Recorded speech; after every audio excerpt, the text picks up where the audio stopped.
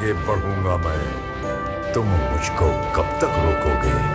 तुम मुझको कब तक?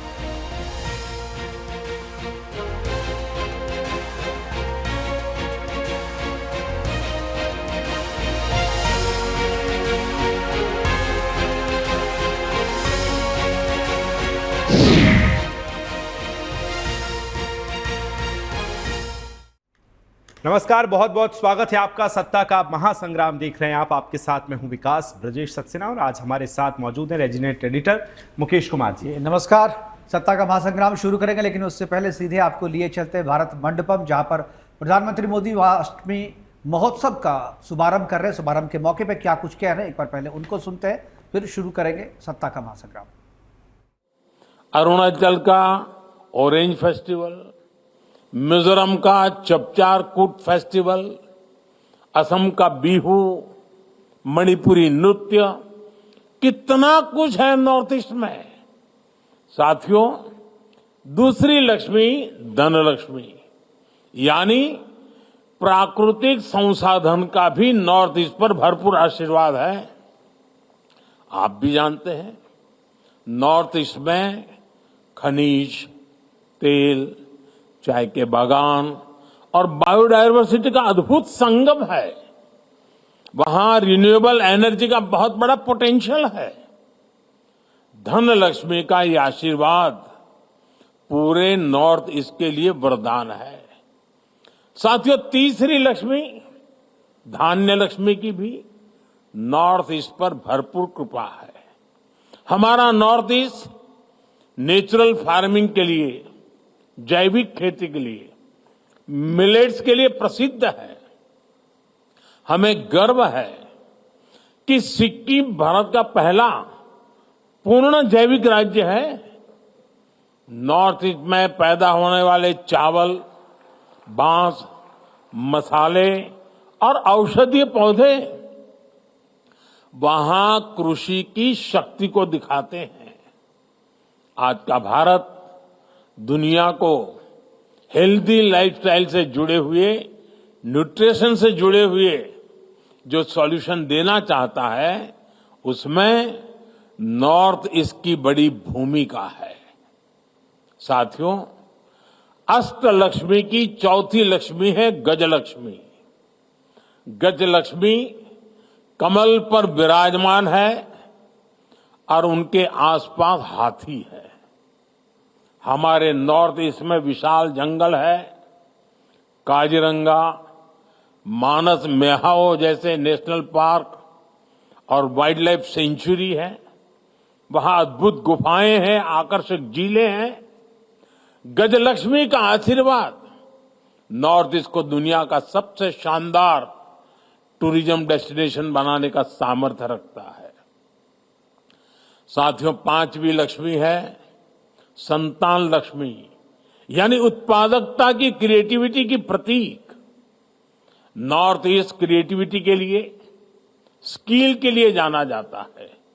जो लोग यहां एग्जीबिशन में जाएंगे, हाट बाजार में जाएंगे, उन्हें नॉर्थ ईस्ट की क्रिएटिविटी दिखेगी। हैंडलूम्स का, हैंडीक्राफ्ट्स का ये हुनर सबका दिल जीत लेता है। असम का मुगा सिल्क, मणिपुर का मोइरंगा फी, वांगखेई फी, नागालैंड की चाखेसांग शॉल, ऐसे दर्जनों जीआई टैग प्रोडक्ट्स हैं जो नॉर्थ ईस्ट की क्राफ्ट को, क्रिएटिविटी को दिखाते हैं। साथियों, अष्टलक्ष्मी की छठी लक्ष्मी है वीर लक्ष्मी। वीर लक्ष्मी यानी साहस और शक्ति का संगम। नॉर्थ ईस्ट नारी शक्ति के सामर्थ्य का प्रतीक है। मणिपुर का नुपी लान आंदोलन महिला शक्ति का उदाहरण है। नॉर्थ ईस्ट की महिलाओं ने कैसे गुलामी के विरुद्ध बिगुल फूंका था, यह हमेशा भारत के इतिहास में स्वर्ण अक्षरों से दर्ज रहेगा। रानी गाइडिंलियू, कनकलता बरुआ, रानी इंदिरा देवी, लल्लू रोपलियानी, लोक गाथाओं से लेकर हमारी आजादी की लड़ाई तक नॉर्थ ईस्ट की नारी शक्ति ने पूरे देश को प्रेरणा दी है। आज भी इस परंपरा को नॉर्थ ईस्ट की हमारी बेटियां समृद्ध कर रही हैं। यहां आने से पहले मैं जिन स्टॉल्स में गया वहां भी अधिकतर महिलाएं ही थी। नॉर्थ ईस्ट की महिलाओं की इस उद्यमशीलता ने इसे पूरे नॉर्थ ईस्ट को एक ऐसी मजबूती मिलती है जिसका कोई मुकाबला नहीं। साथियों, अष्टलक्ष्मी की सातवीं लक्ष्मी है जय लक्ष्मी, यानी ये यश और कीर्ति देने वाली है। आज पूरे विश्व में भारत प्रति जो उम्मीदें हैं उसमें हमारे नॉर्थ ईस्ट की अहम भूमिका है। आज जब भारत अपने कल्चर, अपने ट्रेड की ग्लोबल कनेक्टिविटी पर फोकस कर रहा है, तब नॉर्थ ईस्ट भारत को साउथ एशिया और ईस्ट एशिया के असीम अवसरों से जोड़ता है। साथियों, अष्टलक्ष्मी की आठवीं लक्ष्मी है विद्या लक्ष्मी, यानी ज्ञान और शिक्षा। आधुनिक भारत के निर्माण में शिक्षा के जितने भी बड़े केंद्र हैं उनमें से अनेक नॉर्थ ईस्ट में है। IIT Guwahati, NIT Silchar, NIT Meghalaya, NIT Agartala और आईआईएम शिलोंग, ऐसे अनेक बड़े एजुकेशन सेंटर नॉर्थ ईस्ट में है। नॉर्थ ईस्ट को अपना पहला एम्स मिल चुका है। देश की पहली नेशनल स्पोर्ट्स यूनिवर्सिटी भी मणिपुर में ही बन रही है। मैरी कॉम, वाईचुंग भूटिया, मीराबाई चानू, लवलीना, सरिता देवी, ऐसे कितने ही स्पोर्ट्स पर्सन नॉर्थ ईस्ट ने देश को दिए हैं। आज नॉर्थ ईस्ट टेक्नोलॉजी से जुड़े स्टार्टअप्स, सर्विस सेंटर्स और सेमीकंडक्टर जैसे उद्योगों में भी आगे आने लगा है। इनमें हजारों नौजवान काम कर रहे हैं, यानी विद्या लक्ष्मी के रूप में ये रीजन युवाओं के लिए शिक्षा और कौशल का बड़ा केंद्र बन रहा है। साथियों, अष्टलक्ष्मी महोत्सव नॉर्थ ईस्ट के बेहतर भविष्य का उत्सव है। ये विकास के नूतन सूर्योदय का उत्सव है जो विकसित भारत के मिशन को गति देने वाला है। आज नॉर्थ ईस्ट में इन्वेस्टमेंट के लिए इतना उत्साह है। बीते एक दशक में हम सब ने नॉर्थ ईस्ट रीजन के विकास की एक अद्भुत यात्रा देखी है, लेकिन यहां तक पहुंचना सरल नहीं था। नॉर्थ ईस्ट के राज्यों को भारत की ग्रोथ स्टोरी के रूप साथ जोड़ने के लिए हमने हर संभव कदम उठाए हैं। लंबे समय तक हमने देखा है कि विकास को भी कैसे वोटों की संख्या से तोला गया। नॉर्थ ईस्ट के राज्यों के पास वोट कम थे, सीटें कम थी, इसलिए पहले की सरकारों द्वारा वहां के विकास पर भी ध्यान नहीं दिया गया। ये अटल जी की सरकार थी जिसने नॉर्थ ईस्ट के विकास के लिए पहली बार अलग मंत्रालय बनाया। साथियों, बीते दशक में हमने मन से प्रयास किया कि दिल्ली और दिल, इससे दूरी का जो भाव है वो कम होना चाहिए। केंद्र सरकार के मंत्री 700 से अधिक बार नॉर्थ ईस्ट के राज्यों में गए हैं, लोगों के साथ वहां लंबा समय गुजारा है। इससे सरकार का नॉर्थ ईस्ट के साथ, उसके विकास के साथ एक इमोशनल कनेक्ट भी बना है। इससे वहां के विकास को अद्भुत गति मिली है। मैं एक आंकड़ा देता हूं, नॉर्थ ईस्ट के विकास को गति देने के लिए 90 के दशक में एक पॉलिसी बनाई गई थी। इसके तहत केंद्र सरकार के 50 से ज्यादा मंत्रालयों को अपने बजट का 10% नॉर्थ ईस्ट में निवेश करना पड़ता था। इस नीति के बनने के बाद से लेकर साल 2014 तक जितना बजट नॉर्थ ईस्ट को मिला है उससे कहीं अधिक हमने सिर्फ बीते 10 सालों में दिया है। बीते दशक में एक स्कीम के तहत ही 5 लाख करोड़ रुपए से अधिक नॉर्थ ईस्ट में खर्च किया गया है। ये नॉर्थ ईस्ट को लेकर वर्तमान सरकार की प्राथमिकता दिखाता है। साथियों, इस स्कीम के अलावा भी हमने कई बड़ी स्पेशल योजनाएं नॉर्थ ईस्ट के लिए शुरू की है। PM divine, special infrastructure development scheme और नॉर्थ ईस्ट वेंचर फंड। इन स्कीम से रोजगार के अनेक नए अवसर बने हैं। हमने नॉर्थ ईस्ट के इंडस्ट्रियल पोटेंशियल को बढ़ावा देने के लिए उन्नति स्कीम भी शुरू की है। नए उद्योगों के लिए बेहतर माहौल बनेगा तो नए रोजगार भी बनेंगे। अब जैसे सेमीकंडक्टर का सेक्टर भारत के लिए भी नया है, इस नए सेक्टर को गति देने के लिए भी हमने नॉर्थ ईस्ट को, असम को चुना है। नॉर्थ ईस्ट में जब इस प्रकार की नई इंडस्ट्री लगेगी तो देश और दुनिया के निवेशक वहां नई संभावनाएं तलाशेंगे। साथियों, नॉर्थ ईस्ट को हम इमोशन, इकोनॉमी और इकोलॉजी, इस त्रिवेणी से जोड़ रहे हैं। नॉर्थ ईस्ट से हम सिर्फ इंफ्रास्ट्रक्चर नहीं बना रहे, बल्कि भविष्य की एक सशक्त नींव तैयार कर रहे हैं। बीते दशकों में नॉर्थ ईस्ट की बहुत बड़ी चुनौती रही थी कनेक्टिविटी। दूर सुदूर के शहरों में पहुंचने के लिए कई कई दिन और हफ्ते लग जाते थे। तो आप सुन रहे थे पहले अष्टलक्ष्मी प्रोजेक्ट की शुरुआत प्रधानमंत्री नरेंद्र मोदी ने की और उसके बाद वो संबोधित कर रहे थे। भारत मंडपम से सीधी तस्वीरें हम आपको दिखा रहे थे। आइए सत्ता के महासंग्राम की शुरुआत करेंगे। मेहमान हमारे साथ जुड़ गए, परिचय आपका करवाता हूं। तनुज दीक्षित साहब हमारे साथ राजनीतिक विश्लेषक जुड़ गए।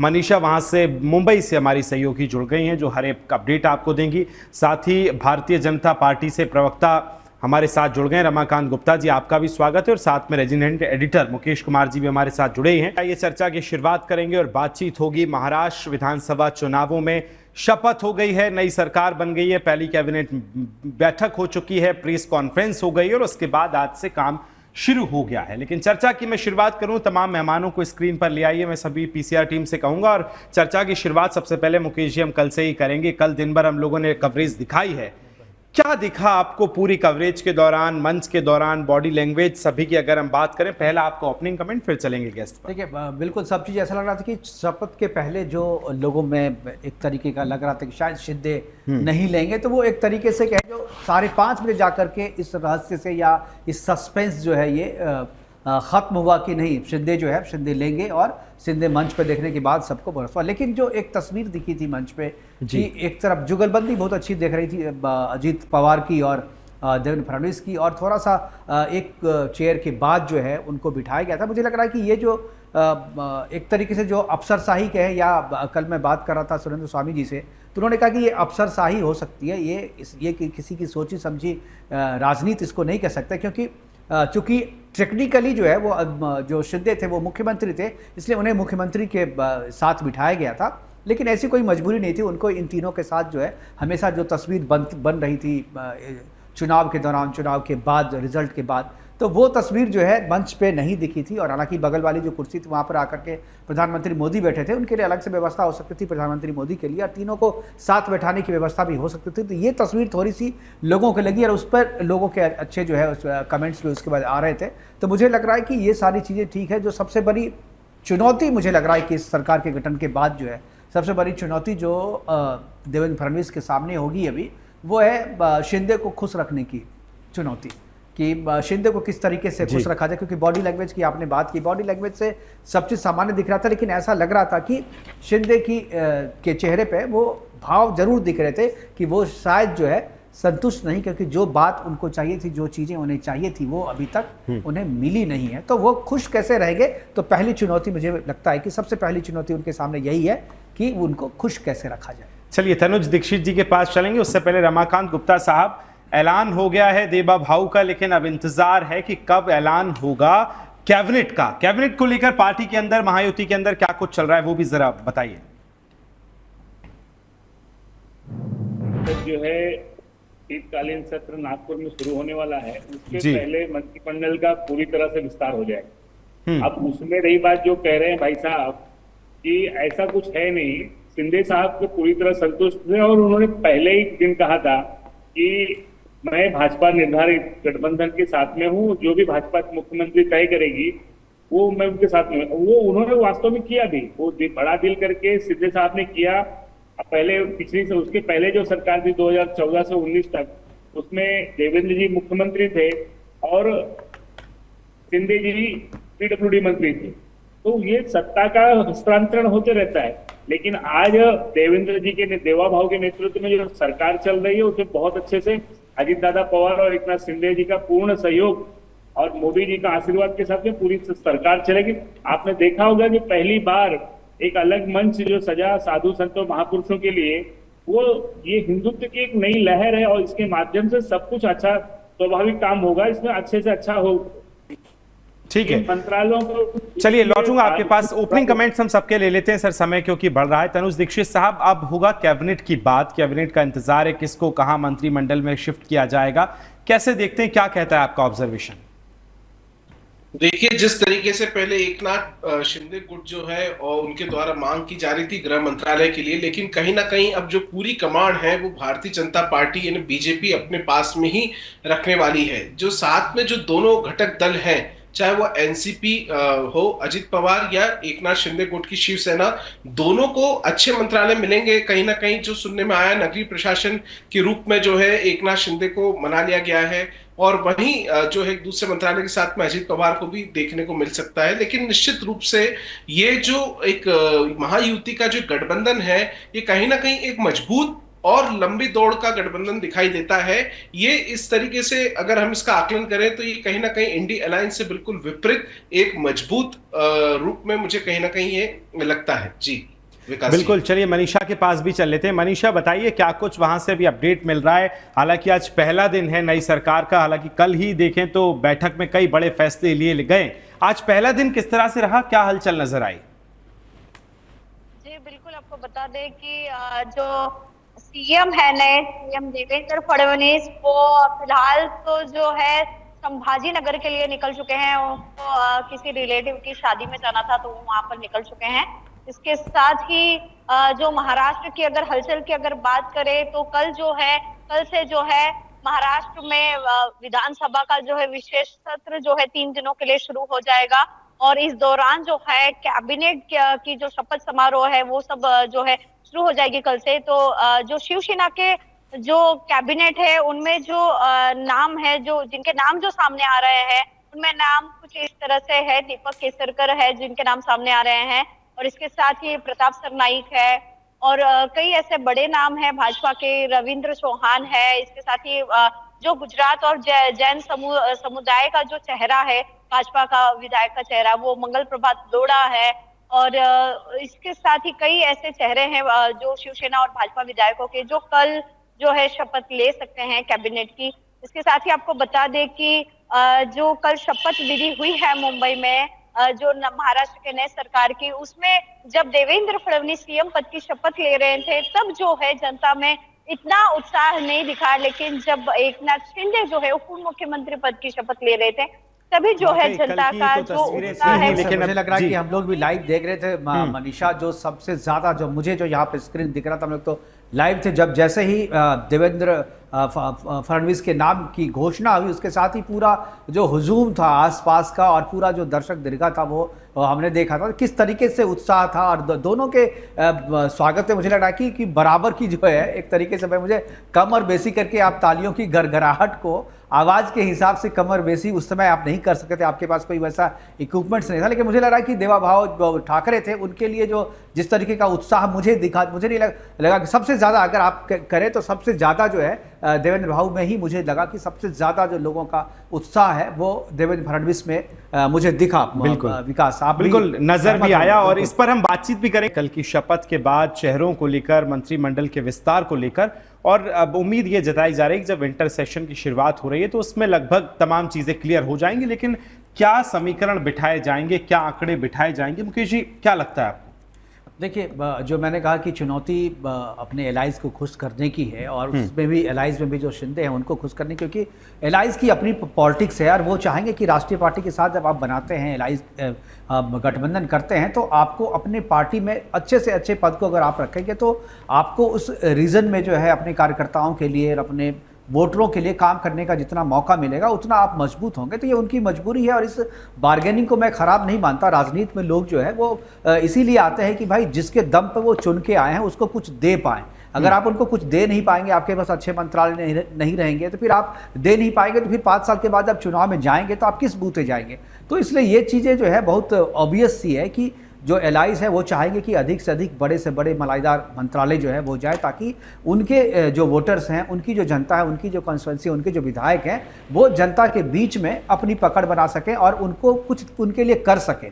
अल्टीमेटली ये सरकार की जिम्मेदारी होती है, देवेंद्र फडणवीस के नाम पे सब चीज़ होगा, लेकिन आखिर में जब चुनाव पे जाता है तो विधायक ही जाता है, तो वो अपनी जनता को क्या दे पाए उसके लिए यही मौका है। अगर अभी आप नहीं करेंगे बार्गेन, यदि अभी आप नहीं मांग पाएंगे, यदि आप नहीं ले पाएंगे तो अगले 5 साल जो है आपको दिक्कत होगी। इसलिए मुझे लगता है कि ये बिल्कुल सही वक्त है और वो सही कर रहे हैं। देखना होगा। हालांकि आज देखिए लंबी चर्चा इस पे हो सकती थी चूंकि ये प्रधानमंत्री का कार्यक्रम था, इस चक्कर में समय बहुत कम मिल पाया चर्चा के लिए। रमाकांत जी माफी चाहूंगा, कल हम फिर बैठेंगे, कल और परसों। हालांकि अब तो मंत्रिमंडल को लेकर विस्तृत चर्चा होनी है। रमाकांत जी आपका, तनुज जी और मनीष, आप तीनों का बहुत बहुत धन्यवाद मेरे साथ जुड़ने के लिए। फिलहाल सत्ता के महासंग्राम में मुझे और हमारे रेजिडेंट एडिटर मुकेश जी को दीजिए इजाजत। कल फिर हाजिर होंगे इसी समय, तब तक के लिए नमस्कार। नमस्कार।